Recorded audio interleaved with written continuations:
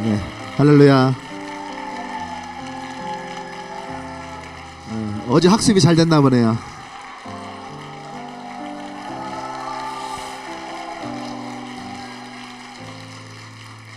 자, 우리 말씀 보겠습니다. 로마서 5장 15절과 19절 우리 두 절 보도록 하겠습니다.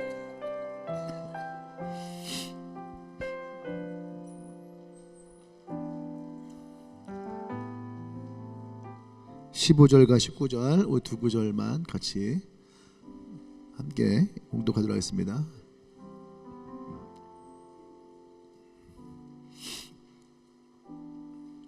같이 읽겠습니다. 시작. 그러나 이 은사는 그 범죄와 같이 아니하니 곧 한 사람의 범죄로 인하여 많은 사람이 죽었은지 더욱 하나님의 은혜와 또한 한 사람 예수 그리스도의 은혜로 말미암아 선물은 많은 사람에게 넘치느니라.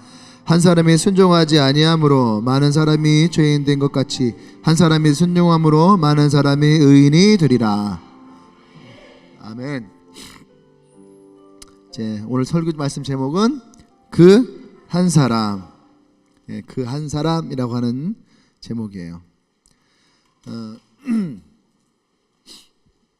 우리가 역사라고 하죠. 역사를 영어로 뭐라고 하죠? 히스토리라고 하죠. 역사. 그냥 원래 역사를 얘기할 때 우리는 그냥 스토리를 하면 돼. 스토리. 이야기죠. 이야기, 스토리. 근데 왜 히스토리가 붙었느냐? 그 앞에 있는 히는 누구를 가리키냐? 누구예요? 예수를 가리키는 거예요. 이게 어원입니다. 목사님 만들어낸 거 아니야? 만들어내는 거 아니에요. 히스토리의 어원이 바로 예수 그리스도예요. 그래서 그의 이야기.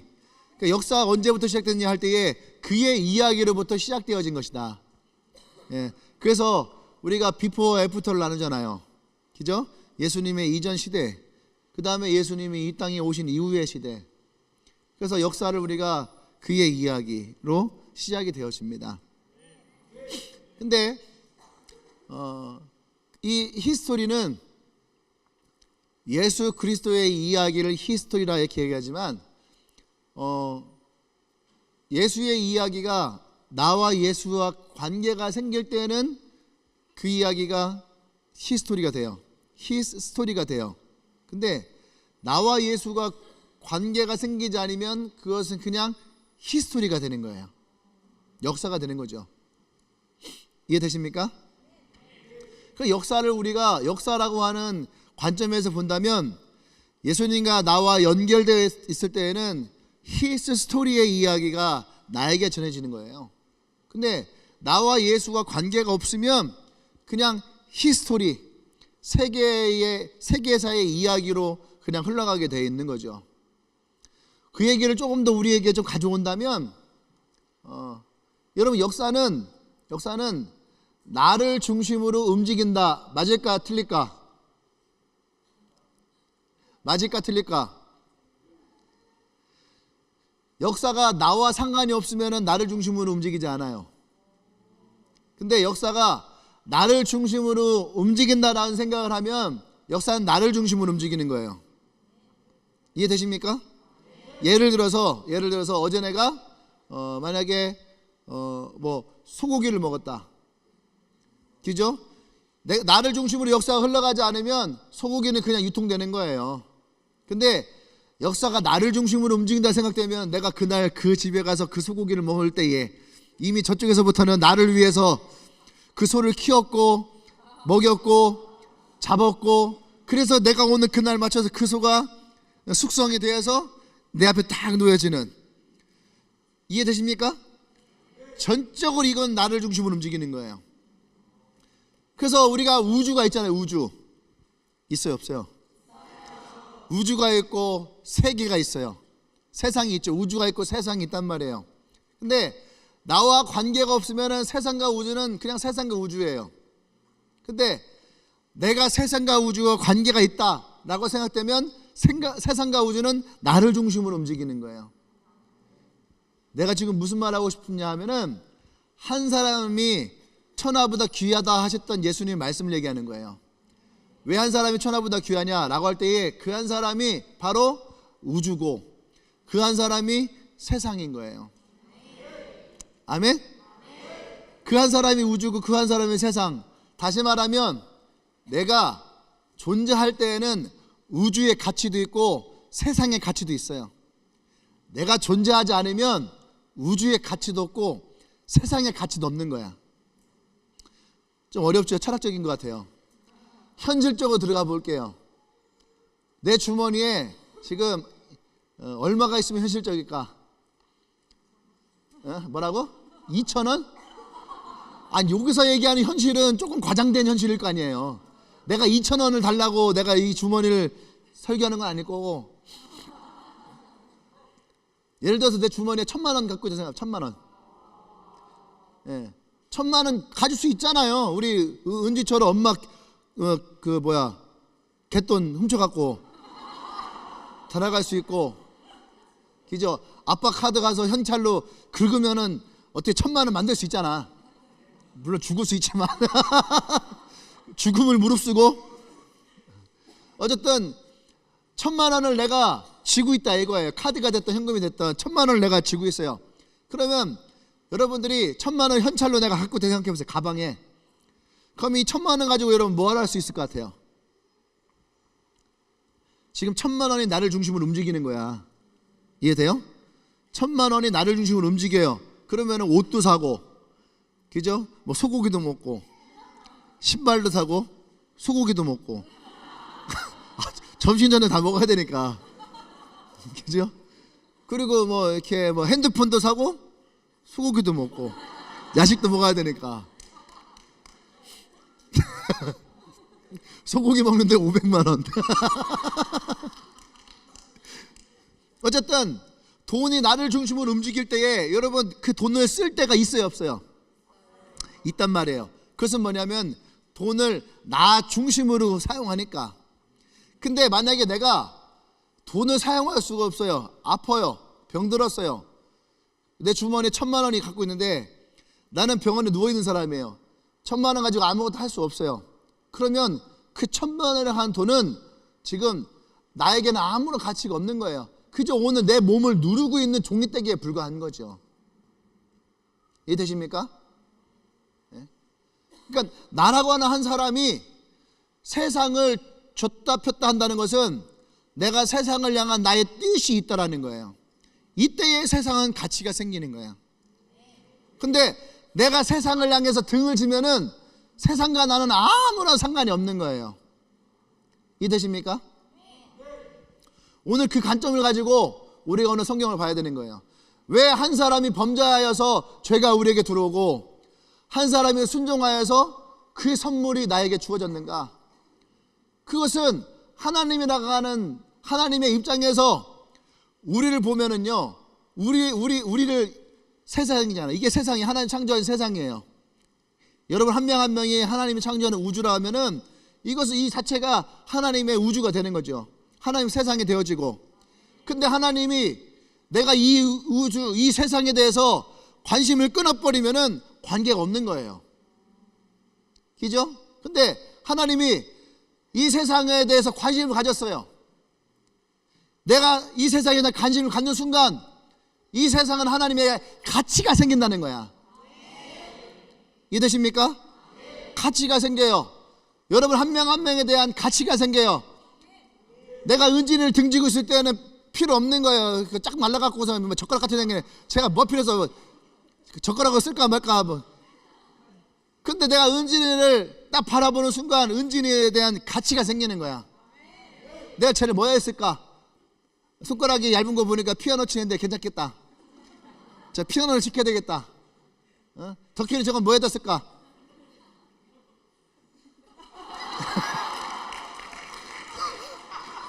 그냥 소 키워야 되겠다. 소는 누가 키워? 덕희이가 키워야지. 소를 키워야 되겠다.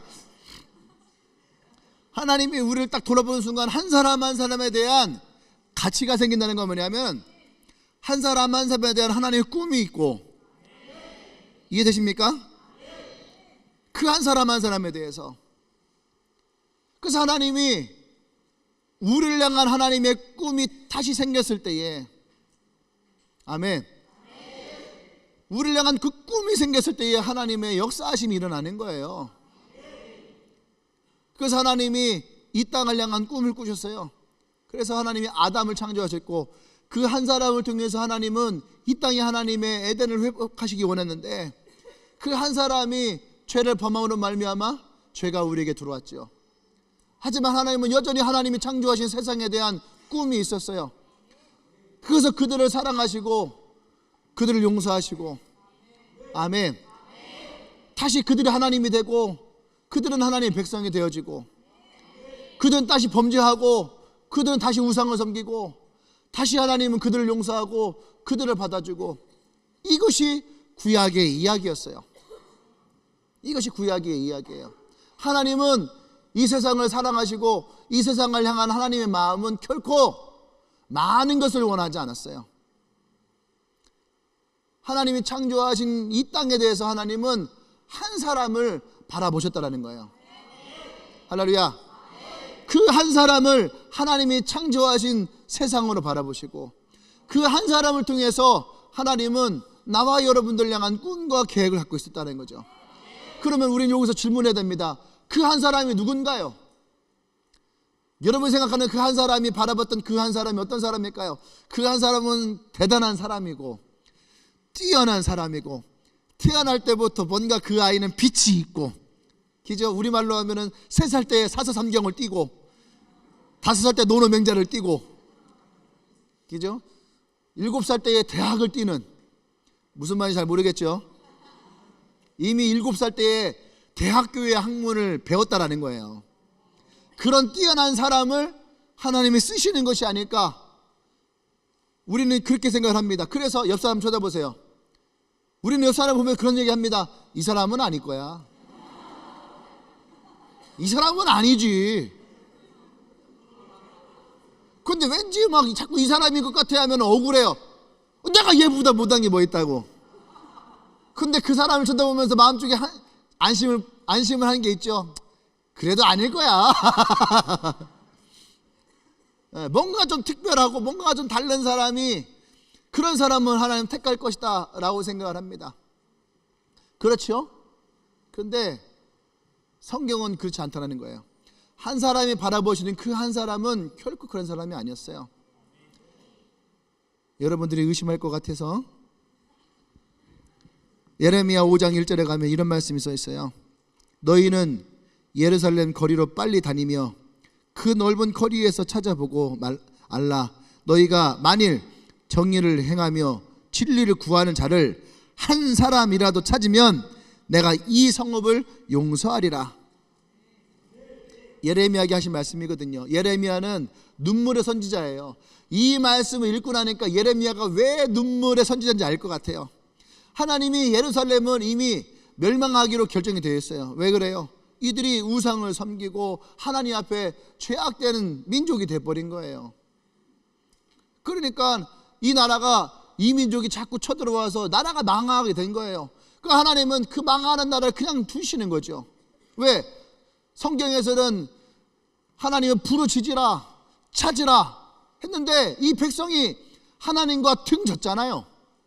내가 그랬잖아. 등 치면은 뭐예요? 있다 없다? 없다는 거예요. 관계가 없다는 거예요. 등 지면. 이 세상이 아무래도 등을 치는 순간 나와 상관이 있다 없다? 없다는 거죠. 근데 그들이 하나님이 등진 것이 아니라, 사람들은 자꾸 그렇게 생각해요. 구약의 얘기를 들어보면 하나님이 그 백성을 벌하시고 뭐 버리시고 그렇게 얘기를 하는데 아니에요. 보세요. 하나님은 예레미야에게 야, 예루살렘을 다니면서 그 중에서 단 한 사람이라도 정의롭고 의롭고 진리 가운데 있는 사람이 있으면 내가 결단코 멸망시키지 않을 것이다. 그 성읍을 내가 구원할 것이다. 몇 명? 한 명만. 그런데 이것이 하나님이 이스라엘을 향한 마음이었단 말이에요. 근데 이스라엘 백성이 하나님께 등을 진 거예요. 그래서 예레미야가 온 동네를 다니면서 얘기하는 거예요. 여러분, 하나님께 돌아가십시오. 하나님께 돌이키십시오. 우상을 버리고 회개하고 하나님께 나가십시오. 그러면 하나님이 우리를 구원하실 것입니다. 이 땅을 구원할 것입니다. 할렐루야. 근데 그들은 그 말을 듣질 않아요. 그 말을 듣지 않고 지금 자신들에게 다가왔던 그 적들을 향해서, 아수르를 향해서, 바벨론을 향해서 그들의 적 앞에서 두려워 떨고 있는 거죠. 현실 앞에 두려워 떨고 있는 거예요. 하나님은 바라보지 못하는 거죠. 그러니까 그들과 하나님과는 이미 관계가 끊어져 버린 거예요. 그러니까 예레미야가 울면서 다닌 거예요. 울면서 제발 하나님 앞에 나오세요. 하나님은 당신들을 구원하기 원하십니다. 그래서 예레미야가 눈물의 선지자예요. 이 성읍에 그 한 사람, 자 보세요. 하나님이 원하셨던 한 사람이 어떤 사람일까? 이제 옆 사람을 보세요. 우리의 생각이 달라져야 돼요. 아, 이 사람일 수도 있겠다. 이 사람일 수도 있다. 여러분, 의심의 눈으로 보시면 안 돼요. 믿음의 눈으로 보셔야지 돼요. 다시 옆 사람 보면서 이 사람일 수도 있겠다. 할렐루야. 주님이 원하신 것은 아주 특별한 사람이 아니에요. 아주 특별한 사람이에요. 하나님이 원하시는 것은 그 땅 가운데에 하나님의 공의가 살아있는 사람, 하나님의 진리가 살아있는 사람. 여러분, 공의가 뭐예요? 공의가 공적인 의로움이에요. 다시 말해서 우리나라의 정치라든지 나라를 다스리고 사람을 다스림에 있어서 그거에 공정한 의로움을 가진 사람. 그게 뭐 어려운가요? 불의하지 않으면 되는 거잖아요. 근데 그 땅에 그 사람이 없다는 거죠. 요즘에 많은 사람들이, 뭐 요즘이 아니죠, 한결같이 정치판을 보면서 진짜 이 땅에 정치하는 사람 진짜 없다, 그런 얘기를 참 많이 합니다. 공감합니다. 또 진리는 뭐예요? 진리는 그 사람들을 가르칠 만한 것들. 그 성경에서는 진리가 뭐예요? 하나님이거든요. 하나님을 아는 것이 진리다. 그러면 우리는 진짜 진리는 뭐예요? 진짜 하나님을 알고 있는 사람. 그러니까 공의와 진리를 아는 사람. 그러니까 옳은 것을 옳다라고 말할 수 있고 하나님의 말씀을 전할 수 있는 사람. 그 한 가지만 있으면 되는, 그 한 사람을 예레미야가 찾을 수가 없더라는 거예요. 그 한 사람을 찾을 수가 없더라는 거예요. 하나님 원하시는 한 사람은 우리의 생각과는 다르다는 거죠. 하나님 앞에 정의로운 사람, 하나님의 말씀을 진리로 받아들일 수 있는 사람, 이런 사람을 하나님은 찾고 계시다는 거예요. 이 한 사람만 있어도 하나님은 예루살렘을 회복시킬 것이다. 오늘 성경 말씀에 보면은 한 사람이 범죄함으로, 그 한 사람의 범죄함으로 많은 사람이 죽었고, 또 한 사람은 예수 그리스도로 말미암아 많은 사람이 선물을 받았다라고 오늘 이 성경은 우리에게 얘기하고 있죠. 이 땅에는 한 사람의 불의함이 수많은 사람을 죽이는 결과를 가져오기도 합니다. 또 이 땅에서 정말 한 사람이 순종함으로 많은 사람들을 구하는 것도 우리는 보게 되죠. 얼마 전에 영화 명랑이라는 영화가 있었죠. 그 영화가 얼마 전이죠.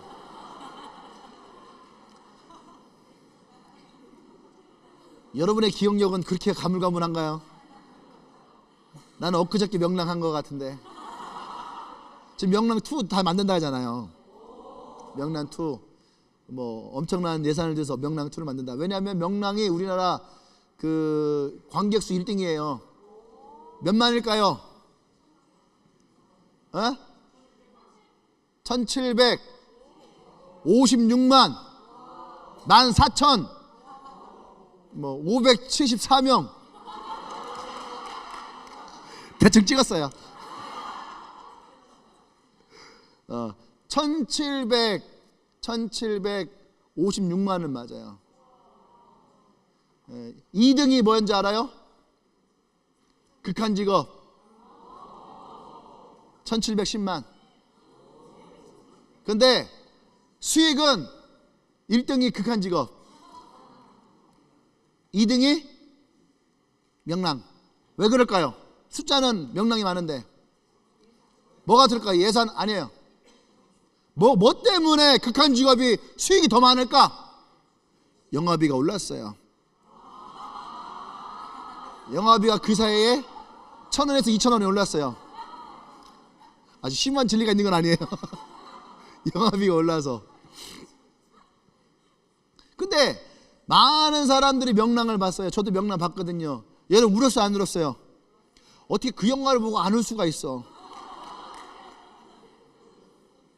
여러분 울을 때는 울어야지 돼요. 명랑을 나중에 명랑 한번 볼까요, 우리? 여기서 명랑을 보면은요, 진짜로 마치 예수님 같아. 많은 사람들이 예수님을 부인하고 배신할 때 예수님이 말씀하셨잖아요. 나에게는 아직 12명의 제자가 남아 있습니다. 다 떠나갔을 때에도. 여러분에게 뭐가 남아 있나요? 나에게는 아직 12kg의 지방이 남아 있죠.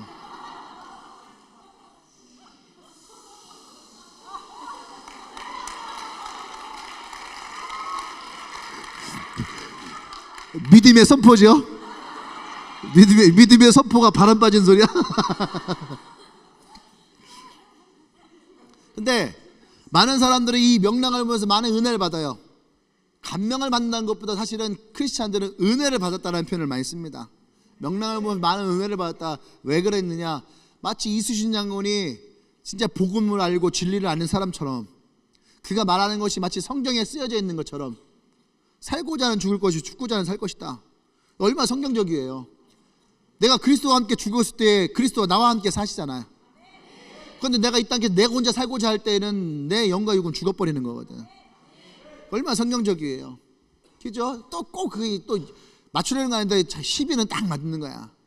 왜 하나님이 12척에 그 사람 있잖아요. 그 누구야? 그 전쟁 어차피 졌다고 하고 불태우고 도망갔잖아.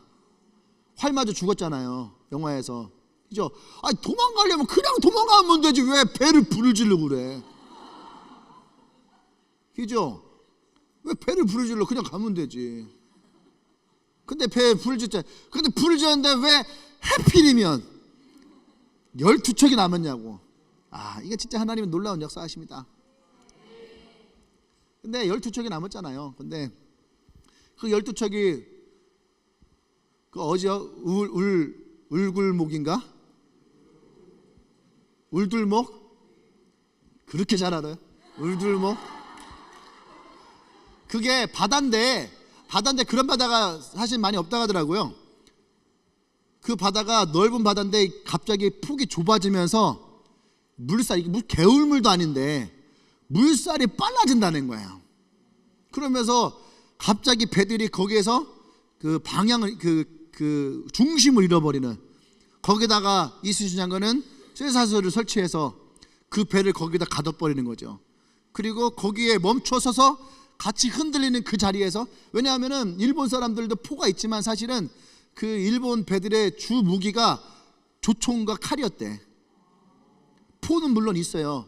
그러니까 조총과 칼인데 이 이순신 장군이 그 섰을 때에 이 조총과 칼이 중심을 잃고선 활용이 안 되는 거죠. 그래서 그 자리에서 이 이순신 장군의 배는 포 중심의 배고, 그 흔들릴 가운데서 포를 막 쏜 거예요. 그러니까 배들이 그 자리에서 푹 터지는 거죠. 그래서 세계 3대 해전 중에 이순신 장군께 들어가는 거예요.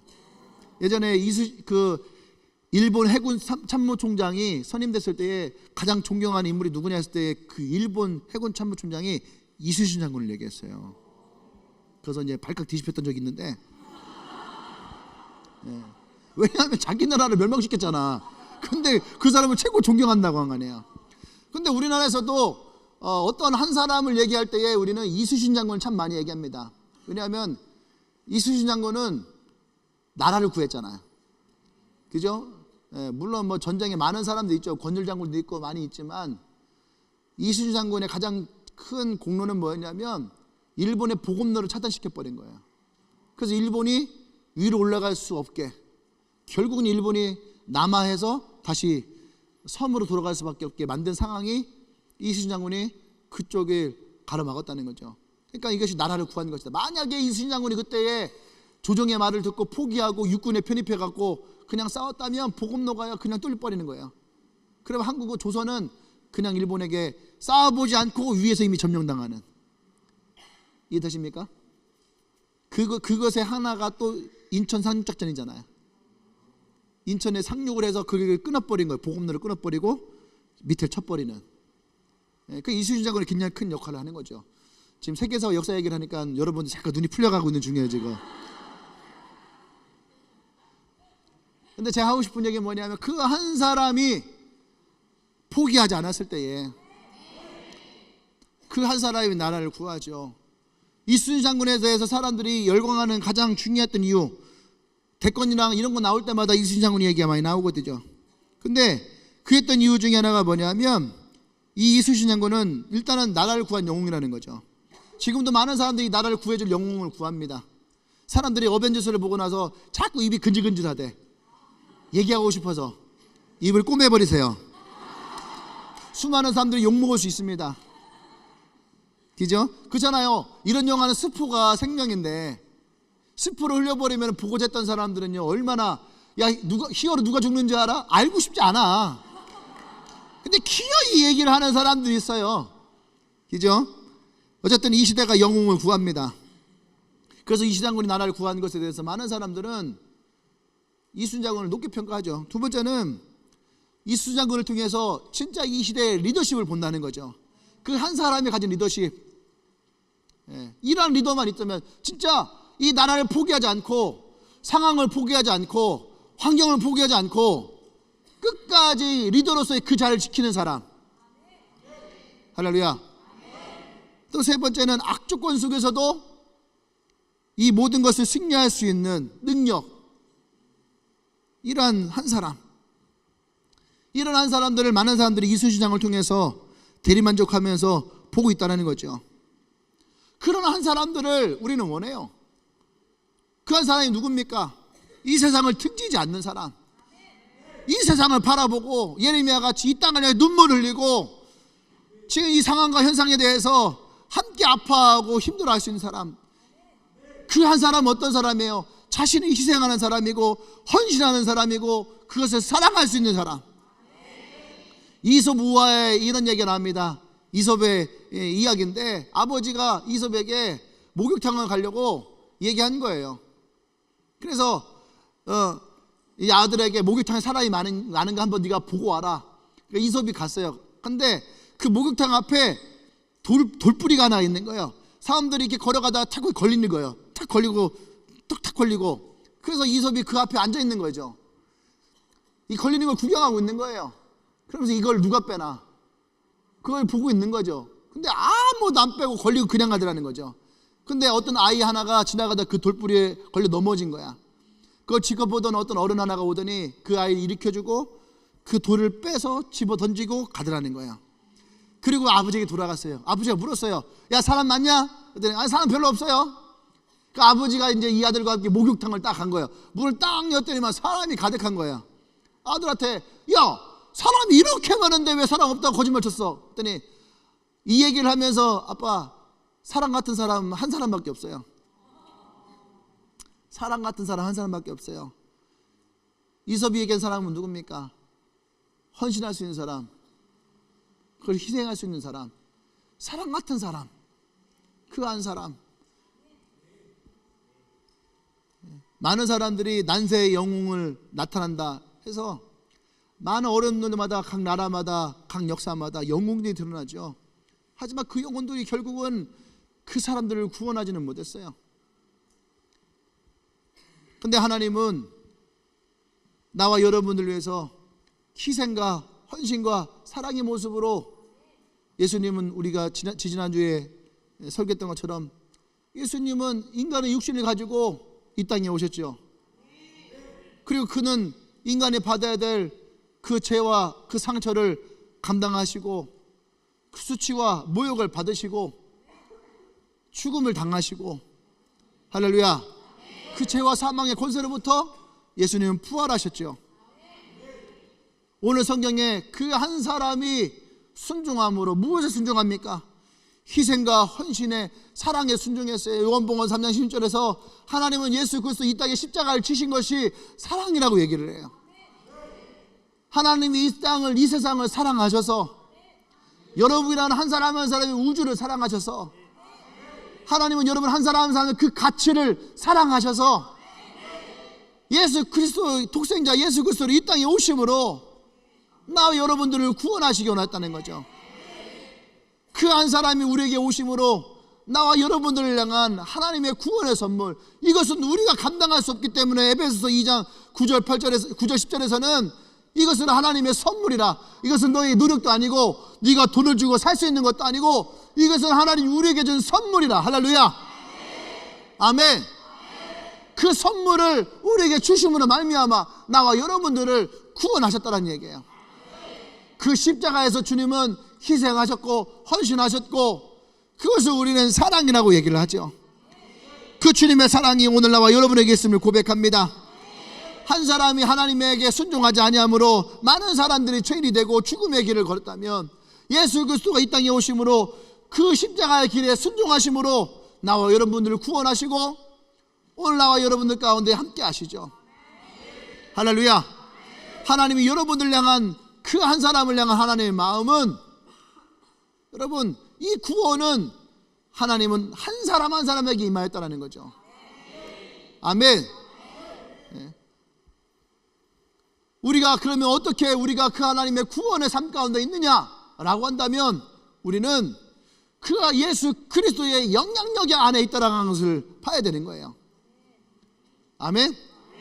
예수 그리스도의 영향력 안에 우린 누군가의 영향력을 받죠. 이해됩니까? 우리가 예수의 영향력을 받았다면, 예수의 영향력은 오늘 내 안에 있는 거예요. 예수의 십자가의 영향을 받았다면 우리 예수의 십자가의 은혜가 내 안에 있는 거죠. 예수의 부활의 영향력이 있다면 우리 그 부활의 영향력이 내 안에 있는 거예요. 아멘. 영향력은, 보세요, 영향력은 맨 끝에 능력이 있다라는 거예요. 아멘. 이 영향력은 내게 능력이 있어요. 다시 말해서 그것은 나에게서 나오는 것이 있다라는 거죠. 세상의 영향력을 받으면 세상으로부터 나오는 것이 있어요. 욕에 대한 영향력을 받은 사람들은 욕이 잘 나오죠. 담배의 영향력을 받으면 입에서 담배가 연기가 뿜뿜 나오고, 술의 영향력을 받으면 입에서 알코올 냄새가 나오는 거고, 게임의 영향력이 나오면은 여러분 핸드폰에 수많은 게임들이 지금도 계속 돌아가고 있는 것이고, 이해되십니까? 돈의 영향력을 받으면 우리의 생각엔 돈의 가치가 가장 중요하게 여겨지는 것이고, 성공의 영향력을 받으면 그 성공의 지름길을 향해서 우리는 지금도 끊임없이 그 길을 밟고 나가고 있는 거예요. 그런데 내가 예수의 영향력을 가지고 있다면 내게서 뭔가 예수의 영향력이 흘러가야죠. 아멘. 예수님은 우리를 향한 영향력을 하실 때에 성령은 우리 한 사람 한 사람 그렇게 말씀하셨어요. 그냥 너네 둘 묶어서 우리에게 영향을 끼치지 않았다는 얘기예요. 야, 이 그룹 가운데 하나님이 임하신 것이 아니라는 거예요.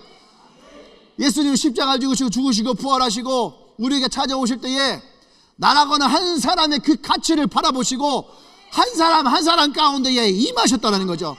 이 한 사람 한 사람까지 찾아오셨다는 거예요. 왜? 너에 대한, 나에 대한, 우리에 대한, 여러분에 대한 가치를 보시니까. 할렐루야. 여러분 한 사람 한 사람에 대한 하나님의 가치가 있으니까 하나님은 여러분과 함께 히스토리를 쓰기를 원하는 거예요. 여러분과 함께 그의 이야기를 만들어가는 나의 히스토리. 분명히 난데 이야기는 히스토리야. 뭐라고 하십니까? 너의 이야기, 너의 역사를 한번 써보세요. 그게 뭐예요? 너의 히스토리. 너와 예수가 함께한 이야기를 얘기하는 거예요. 왜 그렇습니까? 그분이 나에게 찾아오셨기 때문에, 그분이 나와 함께 하시기 때문에. 할렐루야. 그 한 사람이 내게 찾아와서 나로 하여금 예수의 그 한 사람으로 세우셨기 때문에, 그래서 우리에게는 예수의 영향력이 있어야 되는 거예요. 할렐루야. 요한복음 4장에 가면 선한 사마리아 여인이 나옵니다. 이 여인은 5번의 결혼을 실패한 여자예요. 6번의 남자와 살고 있죠. 그러니까 그 동네에서 그 여인의 영향력이 있겠습니까? 있지 않아요. 근데 그날 예수님이 이 여인을 만났습니다. 이 여인을 만났을 때에 이 여인이 예수 그리스도를 자신의 구원자로 인정하고 받아들여요. 그리고 그 여인이 마을로 내려갑니다. 그 여인이 마을로 내려가서 무슨 일이 있었는지 모르지만 예수님과 제자들이 그 마을로 내려갈 때에 사마리아 마을에서 예수와 그 제자들을 환대했다라고 성경에 기록되어 있어요. 그래서 무슨 말이에요? 그 여인의 말에 영향력이 생겼다라는 거죠. 누구의 영향력입니까? 예수의 영향력. 그 여인의 말에 예수의 영향력이 생겨서 그 여인에 가서 그 예수의 나와 함께 했던 그의 이야기를 펼쳤을 때에 그 마을에 변화가 일어났다는 거예요. 그 마을에 역사가 일어났다는 거예요. 오늘 나와 여러분들에게 물어보겠어요.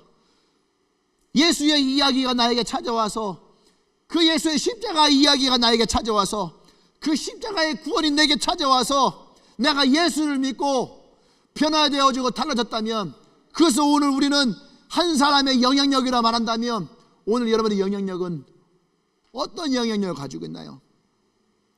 이 영향력 안에는 희생이 있어요. 헌신이 있어요.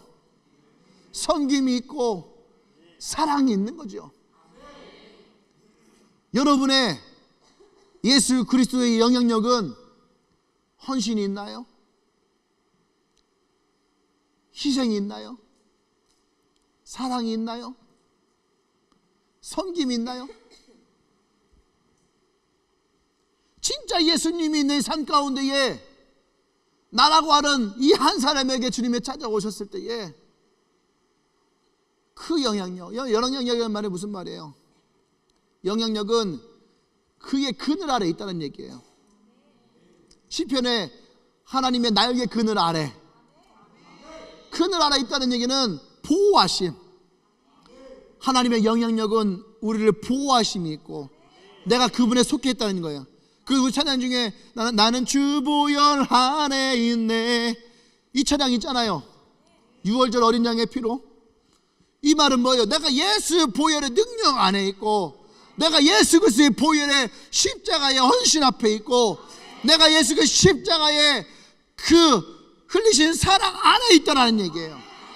그 영향력 안에, 다시 말해서 예수의 보혈이 나의 죄를 사하시고 예수의 십자가의 구원이 나를 구원하시고 예수의 십자가의 그 능력이 오늘도 내 안에 있다라고 하는 고백이 바로 그 고백이에요.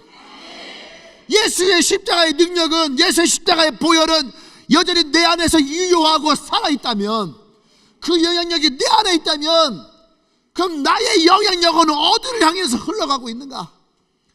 나의 영향력은 어느 곳을 향해 나가고 있는가? 하나님이 나라고 하는 한 사람을 택하셨을 때에 나라고 하는 한 사람은 어디를 향해서 바라보고 있는가? 요한복음 4장의 그 여인은 예수님이 찾아오셨을 때에 그의 시선은 그가 살던 사마리아 마을로 향해 나갔다는 얘기예요. 우리의 시선과 우리의 마음은 어디에 있는가? 오늘 우리가 그것을 질문을 던질 수 있어야지 돼요. 예수의 영향력이 내 안에 있다면 나는 그 영향력 가운데 어디로 흘러가고 있는가? 아까 얘기했죠. 우리는 세상의 영향력, 누구에나 영향을 받고 살아요. 우리를 그래서 유행이라는 말도 쓸 수 있어요. 핑크색의 영향을 받으면 우리는 핑크색의 옷을 사고, 그죠? 블루 계통의 유행이 돌면 우리는 블루 계통의 옷을 사고, 우리는 그 영향을 받으며 살아가잖아요. 그런데 예수를 믿는 우리는 그 예수를 만나서 예수의 영향을 받고 변화되었다 말하는데, 한번 질문해 볼게요. 무엇에 변화되어 있나요? 그 변화는 무엇에 영향을 끼치고 있을까요?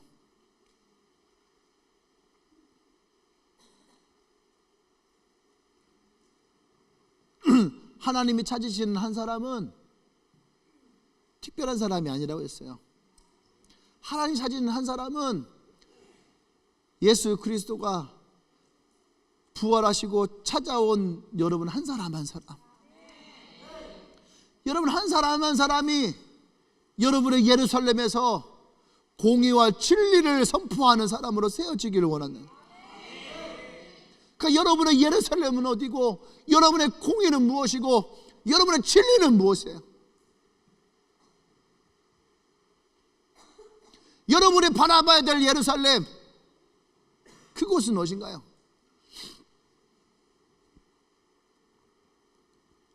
할렐루야. 나는 오늘 이 설교를 준비하면서 이 한 사람이라고 하는 단어를 계속 묵상을 해요. 한 사람. 우리는 한 사람 하면은 아담, 한 사람 하면 예수. 근데 성경은 아담과 예수로만 끝나지 않는다는 얘기예요. 하나님의 사역은 항상 하나님이 택하시는 한 사람을 통해서 일어나요. 아담으로 인하여서 하나님의 계획이 처음에 1차 실패합니다. 그래서 노아의 홍수를 통해서 하나님은 이 땅에 첫 번째 심판을 내리셨어요. 그리고 두 번째 하나님의 계획이 다시 세워집니다. 아브라함을 부르셨어요. 갈대아 우르에 있던 아브라함을 창세기 12장에서 택하십니다. 그리고 본토 친척 아베 집을 떠나 내가 너에게 지시할 땅으로 가라. 이것이 하나님이 아브라함을 택하신 첫 부르심이에요. 아브라함을 예수를 믿는 사람이 아니었어요. 하나님을 믿는 사람이 아니었어요. 우리 가운데 처음부터 예수를 믿었던 사람은 없어요. 우리 할아버지가 1901년도 12월 24일 날 성탄절날에 예수를 믿었던 나의 믿음의 조상이 있었기 때문에 그 한 사람 때문에 우리의 집안이 기독교 집안이 되었듯이 여러분들도 여러분의 집안에 아브라함 같은 사람이 하나 있는 거죠. 여러분에게도 여러분의 아브라함이 있는 거예요. 그 한 사람을 택하셨어요.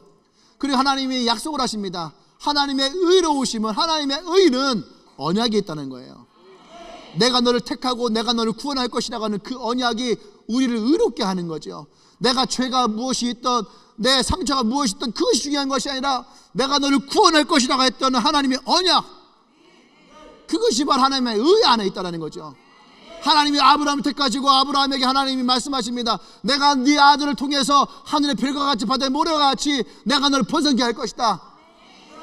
그 아브라함의 씨 이삭에게 하나님이 이유업이 이어지고, 이삭에게서 야곱으로 이어지고, 야곱에게서 12의 아들에게 이어지고, 그 12아들이 고센 땅에 정착하며 요셉이를 통해서 그의 백성이 430년 애굽 땅에 머물면서 200만 명의 영혼들로 한 나라의 국가로 세워지게 돼요. 이것이 하나님의 언약이에요. 그때에 하나님이 모세를 통해서 다시 하나님이 200만 명의 영혼들을 그들이 이끌어내십니다. 그리고 하나님의 언약대로 그들을 하나님이 택하셨던 땅 가나안으로 그들을 이주하세요. 모세를 통해서 하나님이 그 모세를 이어서 여호수아 그 한 사람을 통해서 그들을 가나안을 들어가게 하십니다. 아멘. 할렐루야. 그 하나님이 보잘것 없었던 막내 아들 그 다윗을 통해서 하나님이 이스라엘의 국가를 형성하시고 하나님의 나라를 세우세요. 아멘. 하지만 그들의 백성들은 또 범죄합니다. 하나님은 멀리하죠. 결국은 망해요. 망하고 나라를 빼앗겨요. 하지만 하나님은 그들에게 약속했던 하나님의 의를 지금도 세우시면서 그들을 버리지 않았다는 얘기예요. 예레미야에게 그 한 영혼을 찾았듯이 하나님은 계속 그 영혼들을 찾았단 말이에요. 아멘. 그래서 하나님이 수르바벨을 통하여서 70년의 모든 포로 생활을 마치고 그들을 예루살렘으로 돌아오게 하시고 하나님의 성전을 다시 건축하게 하고 에스라를 통해서 하나님의 말씀이 그 백성 가운데 심어지게 하시고 느헤미야를 통해서 하나님이 성벽을 재건하게 하시는, 할렐루야. 그 한 사람 한 사람의 희생과 헌신을 통해서 하나님의 계획을 한 번도 끝난 적이 없다는 얘기예요. 아멘. 그리고 마침내 예수 그리스도를 통해서 하나님이 이스라엘 백성들과 이 땅을 향한 하나님의 구원의 계획을 이루셨다는 거예요. 지금도 하나님의 세계는 이루어지고 있고 이어지고 있어요. 지금도 하나님은 하나님의 그 한 사람을 찾아 나간다는 얘기예요. 아주 뛰어난 사람이 아니에요. 하나님 앞에 서에 있는 하나님의 공의를 가지고 하나님의 진리를 외칠 수 있는 그 한 사람, 지금도 어디 보잘것없는 곳에서 하나님의 공의를 외치는 사람, 하나님의 진리를 외치는 사람, 그 한 사람, 그 한 사람을 중심으로 하나님은 하나님의 세상을 열어간다는 거예요. 내가 바라보고 있는 TV 속의 세상이 세상의 중심이 아니에요. 하나님이 내 안에 계실 때에 하나님은 나를 중심으로 하나님의 나라를 이루기를 원해요. 나라고는 한 사람을 통해서 하나님의 세상은 이루어지길 원해요. 세상의 가치는 여러분들은 어쩌면 150만 원짜리, 200만 원짜리, 아니면 만연의 인생을 살아간 사람일 수도 있어요. 그 세상의 영향 가운데 놓여 있는 사람이고, 하나님의 영향 가운데 놓여진 사람은 하나님은 그 사람을 통해서, 여러분은 한 사람을 통해서, 당신은 그 한 사람을 통해서 하나님은 하나님의 세계를 이뤄가기를 원합니다. 아멘. 지금도 하나님은 그 사람을 찾으시고, 지금도 하나님은 그 한 사람을 통해서 이루어가는 거예요. 세상에서 황성진한 사람 찾아볼 수 없지요. 대한민국에서 황성진한 사람 듣보잡이죠. 대전에서 황성진한 사람 미미한 사람이에요. 근데 우리는 주님의 교회는 황성진 목사를 통해서 이 교회를 중심으로 하나님이 이루시는 하나님의 계획이 있다는 거예요. 이것이 하나님의 세계예요. 할렐루야. 난 여러분 한 사람 한 사람이 예수의 영향력 아래 있기를 원해요. 그리고 여러분의 삶이, 여러분의 인생이 예수 그리스도와 함께 여러분의 히스토리를 만들어가는 것, 그 진짜 하나님이 택하신 그 한 사람을 향한 하나님의 계획이고 하나님의 인도하심임을 여러분 믿으시길 바랍니다. 할렐루야. 제가 이 설교를 준비하면서 감동이 되었던 사람 한 분이 있어요. 여러분들도 많이 아는 사람이지만 원래 이분은 유명한 사람이 아니었어요. 유명한 사람도 아니고 뛰어난 사람도 아니고 사마리아 여인처럼 결혼에 실패한 여인이에요. 그런데 그 여인은 한 사람으로 말미암아 그 지역 전체가 다 변했어요. 그 지역 전체 90%가 예수를 믿고, 저도 가봤거든요. 거기에 도둑도 없고 담배도 없고 술도 없고 절도 없고, 바닷가 근처 섬이면은요 점쟁이 많거든요. 점쟁이가 없어요. 왜 그럴까요? 한 사람의 영향력이에요. 한 사람의 영향력. 70년이 지난 지금, 70년이 지난 지금 그 영향력은 아직도 그곳에 살아있다는 거죠. 오늘 함께 그 영상 하나 보고요, 오늘 같이 기도하십시다.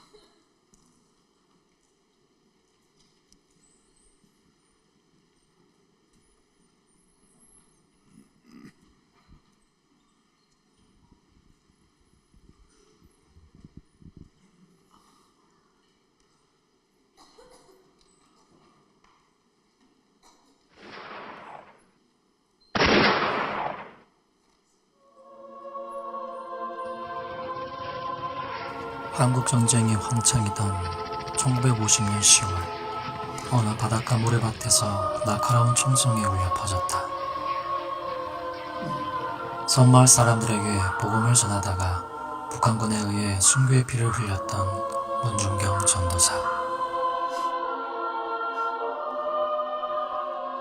주님, 내 영혼을 받으소서.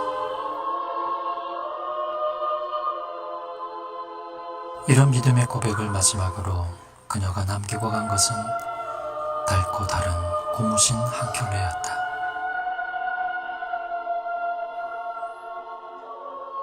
고무신 행전을 쓴 섬마을 선교의 어머니 문중경 전도사.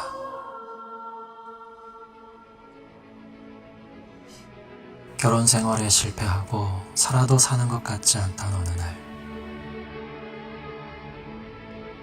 문중경은 부흥사인 이성동 목사를 만나 예수님을 영접하게 된다.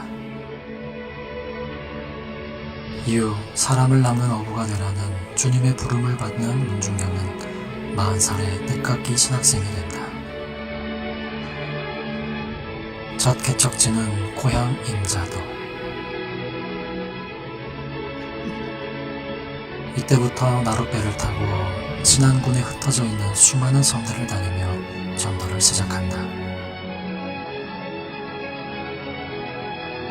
병든 사람들을 치료해주고 육지를 오고 가며 주민들의 부탁을 들어주고, 만나는 사람들에게 찬양을 불러주고 기도를 해주고 복음을 전하고 1년에 고무신 9켤레가 닳도록 울퉁불퉁한 돌길을 걷고 또 걸으며 자나깨나 선교에 앞장섰다.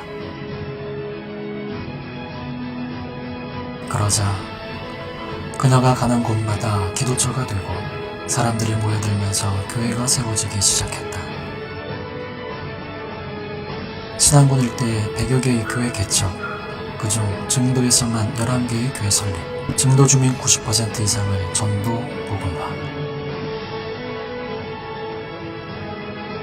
예수님의 증인으로서 땅끝까지 복음을 전하며 세상의 빛과 소금으로 살았던 문중경 전도사.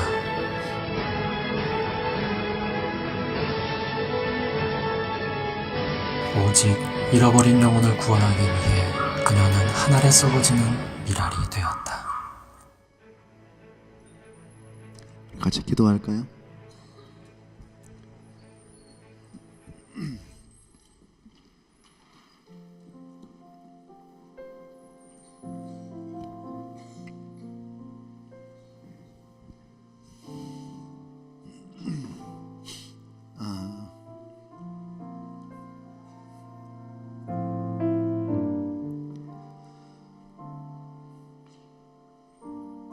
그런 생각을 해봅니다.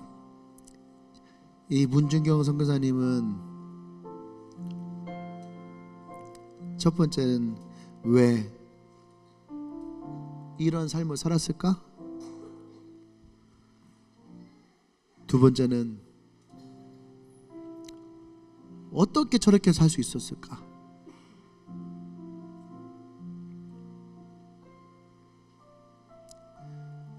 근데 그것을 묵상하는데 답은 딱 한 가지밖에 없어요. 저걸 한다고 명예를 준 것도 아니고, 저걸 한다고 누가 월급을 주는 것도 아니고, 저거 한다고 그때 당시에 그를 알아주는 것도 아니고, 왜 그가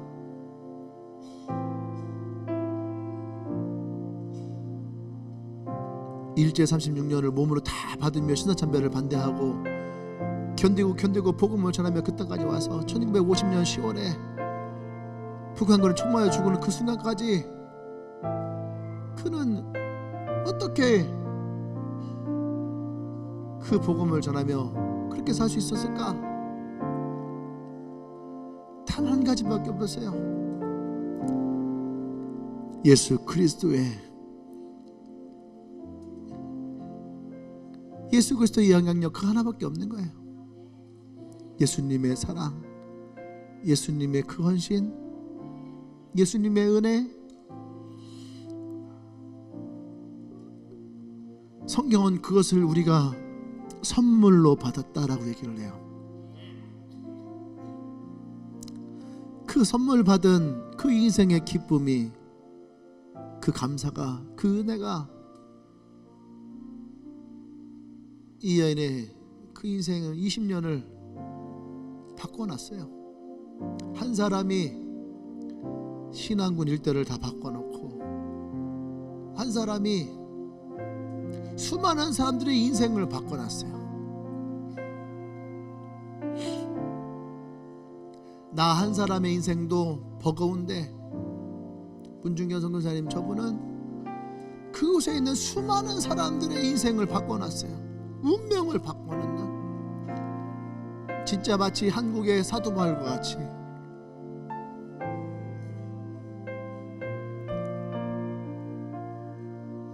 오늘 우리가 마음 깊이 한번 고백해 보기 원합니다.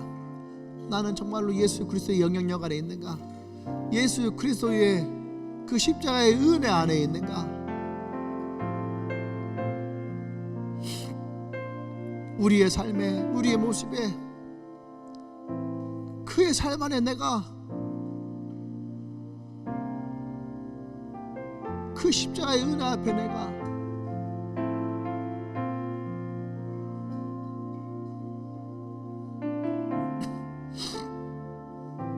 할렐루야.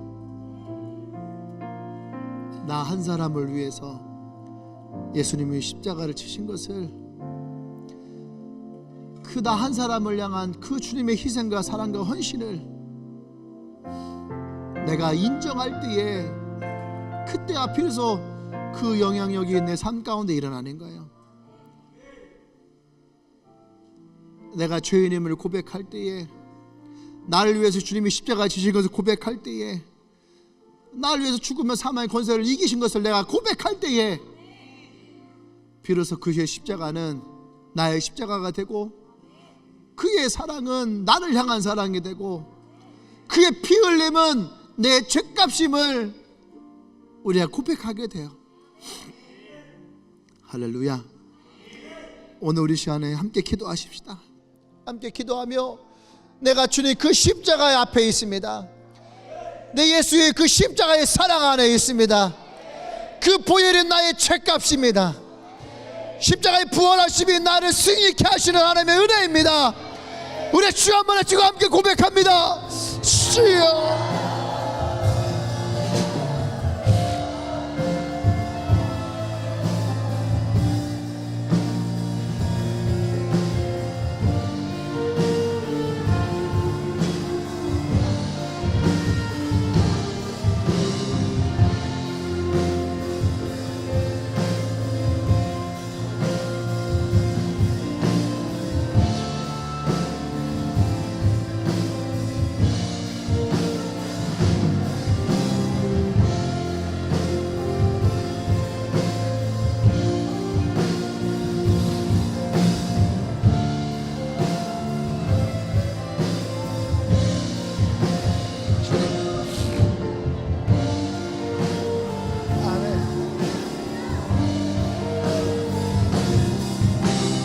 할렐루야. 한 번 더 기도하십시다. 여러분이 바라보는 것은 어디입니까? 나의 영향력으로 어디로 흘러가고 있나요? 여러분의 직장으로, 여러분의 캠퍼스, 여러분의 가정으로, 나의 친구들에게로, 여러분의 희생과 헌신과 사랑이 어디로 흘러가고 있습니까? 우리가 그곳을 바라보십시다. 할렐루야. 그곳을 향해서 나가십시다. 기도합니다.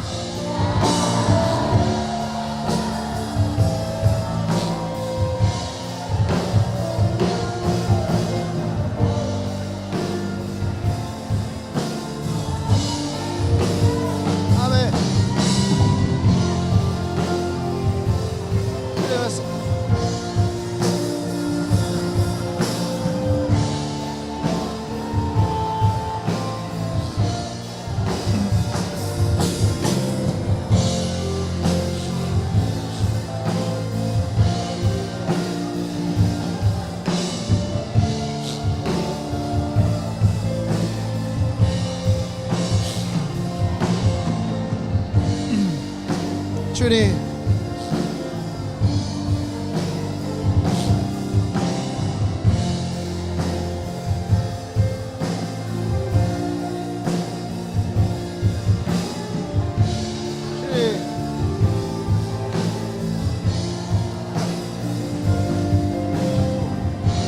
세상을 구원하기 위해 흘려야 할 피가 필요하다면 죄인을 대신하기 위해 희생의 제물 필요하시다면 내 생명 제단 위에 드리리. 주 영광 위에 사용하소서.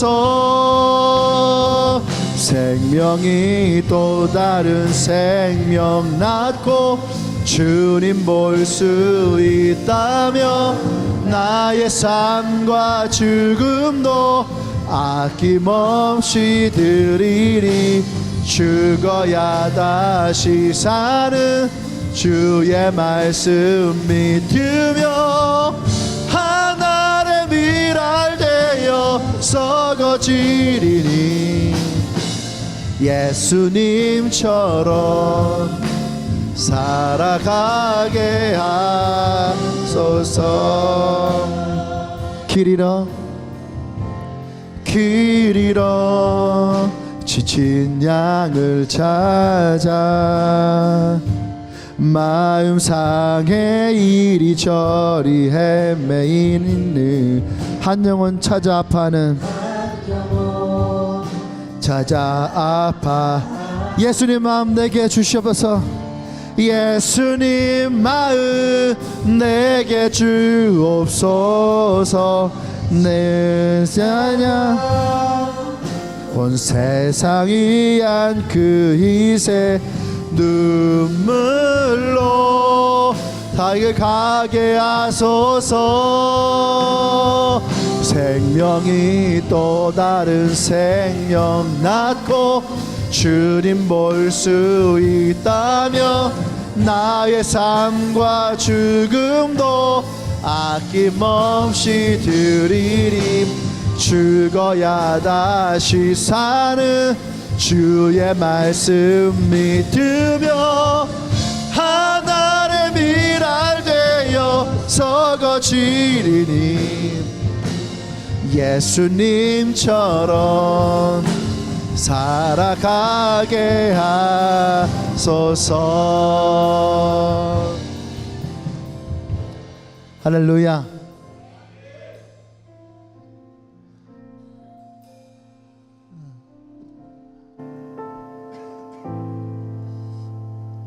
예수님의 사랑은 누군가를 통해서 누군가에게 전해져요. 나의 할아버지가 그 후손들을 위해서 그 한 사람의 희생과 헌신이 오늘 내가 예수를 믿고 있는 것처럼, 여러분, 우리에게 주어지는 예수의 복음은 그냥 주어진 것이 아니에요. 누군가의 희생으로, 누군가의 헌신으로, 누군가의 피 흘린 사랑으로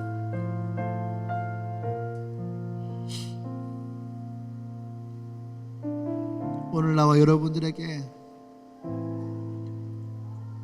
오늘 이 시대에 주님이 정말 찾으시는 그 한 사람이길 원합니다. 여러분에게 순교하러 가는 것도 아니고, 여러분들에게 피 흘리라는 것도 아니고, 여러분들에게 섬에 가서 복음을 증거하는 것도 아니에요. 주님은 지금 있는 여러분의 그 자리에 예수의 영향력을 가진 하나님의 공의와 진리를 가지고 있는 하나님의 사람이길 소망합니다. 나는 주님의 교회가 그런 교회에 있고 싶어요. 하나의 미랄이 되는 교회가 되길 원하고, 우리 한 사람 한 사람이 이 세전 땅을 향한 하나님의 미랄의 한 씨앗이 되길 원해요. 그 꿈을 꿉니다. 이 씨앗이 뿌려지고 그것이 나무가 되고 열매가 맺는, 그리고 주님 보시기에 좋았다라 할 수 있는 그러한 교회, 나는 여러분들과 함께 그런 교회를 꿈꾸고 싶어요. 아멘. 건물이 좋아서 보기에 좋고, 교회가 세련돼서 보기에 좋은 것이 아니라 정말 하나님 바라보시기에 좋은 그런 성도, 하나님 바라보시기에 좋은 교회, 히스토리를 이어갈 수 있는 그런 교회, 그런 교회에게를 축원합니다. 하나님, 그렇습니다. 주님의 교회가 그 한 사람, 주님이 찾으는 그 한 사람의 교회가 되기를 원합니다. 예레미야가 찾아 헤맸던 그 한 사람의 교회가 되기를 원합니다. 이 교회로부터, 이곳에 있는 성도 한 사람 한 사람으로부터 예수의 십자가의 사랑과 그의 희생과 헌신이 우리에게 발길 닿는 곳마다 전해지기를 원합니다. 문중견 선교사님의 그 인생처럼 정말로 이 교회가 이 태전 땅의 모든 곳을 향해서 이 복음을 전가할 수 있는, 주의 사랑을 전할 수 있는 그 한 교회가 되어지도록 인도하여 주시옵소서. 예수님의 이름으로 기도합니다. 아멘. 아멘. 할렐루야. 할렐루야.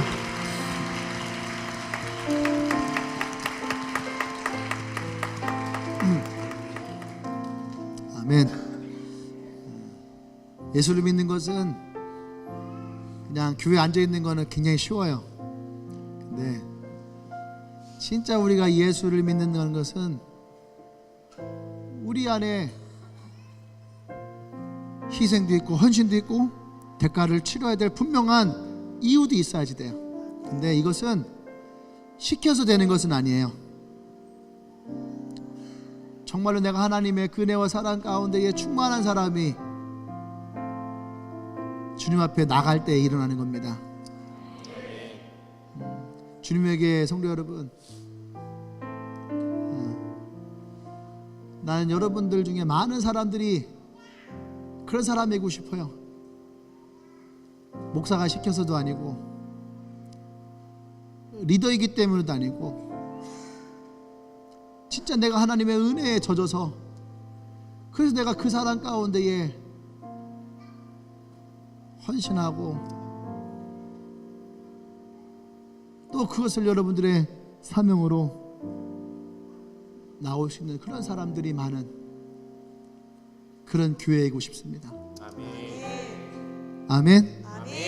오늘도 그 한 사람을 꿈을 꿉니다. 그 한 사람,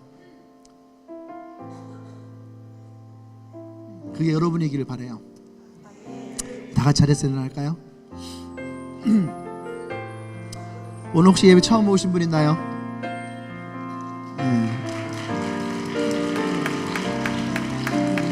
오늘 처음 오신 분 있으면은 앞으로 오시면 환영하겠습니다.